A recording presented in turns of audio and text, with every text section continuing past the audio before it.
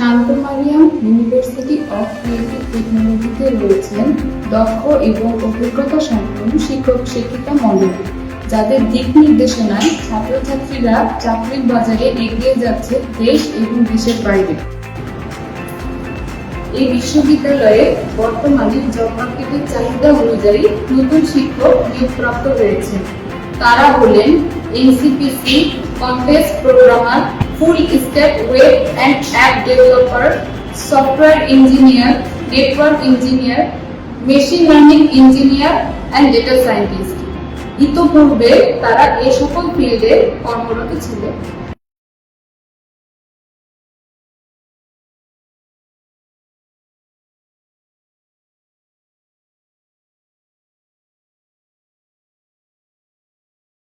আমি Islam Rahman Siam, Shanto Mariam university of creative technology CSC ডিপার্টমেন্টের একজন ফাইনাল সেমিস্টারের ছাত্র।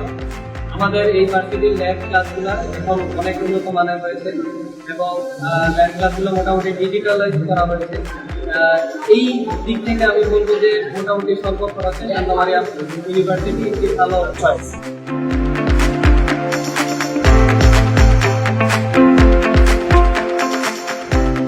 শান্ত Mariam university of creative technology CSC department অনেক দূর এগিয়ে যাচ্ছে। এই ডিপার্টমেন্টের ফ্যাকাল্টি মেম্বারসগুলো অনেক হেল্পফুল এবং আমাদেরকে যথেষ্ট পরিমাণ হেল্প করে সবগুলো যে কোনো কাজে মনোনিবেশ করার জন্য এবং ল্যাব ওরিয়েন্টেড কাজ করার জন্য আমাদেরকে সবসময় এমফাসাইজ করা প্রজেক্ট নিয়ে কাজ করার জন্য।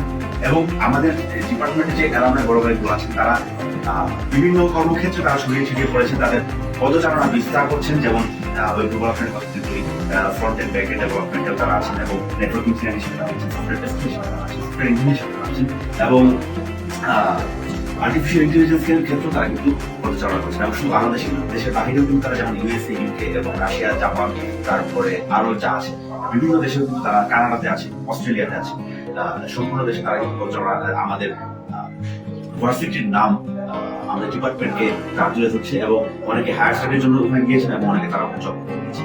এবং পার্সোনালি আমি নিজে মেশিন লার্নিং নিয়ে কাজ করছি, মেশিন লার্নিং, ডিপ লার্নিং এবং ডিপ নিউরাল নেটওয়ার্ক নিয়ে কাজ করছি। আমাদের একটা অর্গানাইজেশন আছে, যে অর্গানাইজেশনে আমরা স্যারের আন্ডারে থেকে আমরা নিজেরা রিসার্চ করি ডিপ নিউরাল নেটওয়ার্কের উপরে।